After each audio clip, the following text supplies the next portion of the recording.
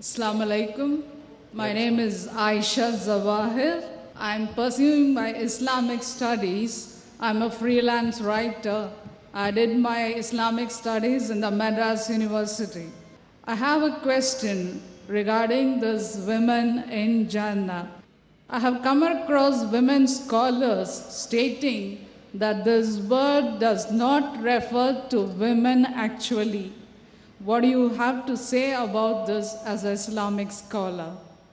The question states, as you know, that some of the people are saying that the word hur does not refer to a female companion in Jannah.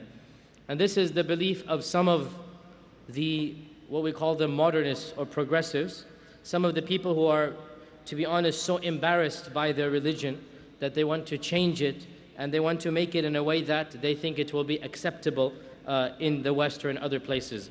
This is a modern phenomenon. I do not know of any classical scholar of any of the groups of Islam, Sunni, Shia, Mu'tazila, Khariji, none of the classical scholars of Islam held this position or opinion. This is a completely new opinion, and it is being propagated by certain sectors in the Western world in particular, and they say al-hur al-'ain refers to a white, luscious grape. It is a fruit. This is what they say, al-hur al-'ain is a grape.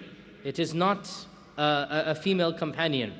And really, it is so easy to refute this concept simply by reading the descriptions of the hur al-'ain in Jannah. And I want you to read these descriptions, how Allah Azza wa Jal describes the hur al-'ain. Grapes are not described the way hur al-'ain are described, and I'll leave it at that. I'll leave it at that. وَكَوَاعِبَ أَتْرَابًا and other things, no grape can be described the way that hur al-'ain. Another point being, Allah Azza wa Jal clearly says in the Quran about the hur al-'ain, لَمْ يَطْمِثْهُنَّ إِنسٌ قَبْلَهُمْ وَلَا جَانٌ. No human being or jinn has polluted them, meaning they are virgins. This is clear in the Quran. There's no such thing as a virgin grape or a widowed grape. Okay, so when you read the descriptions of the hur in the Quran, and especially in the Sunnah, there is no question whatsoever that it is referring to a female companion.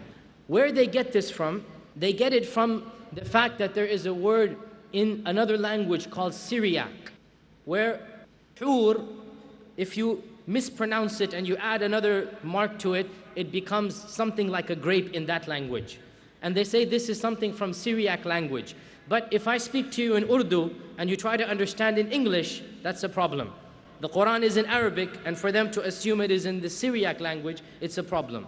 So the reality is this position has no scholarly or academic merit to it whatsoever.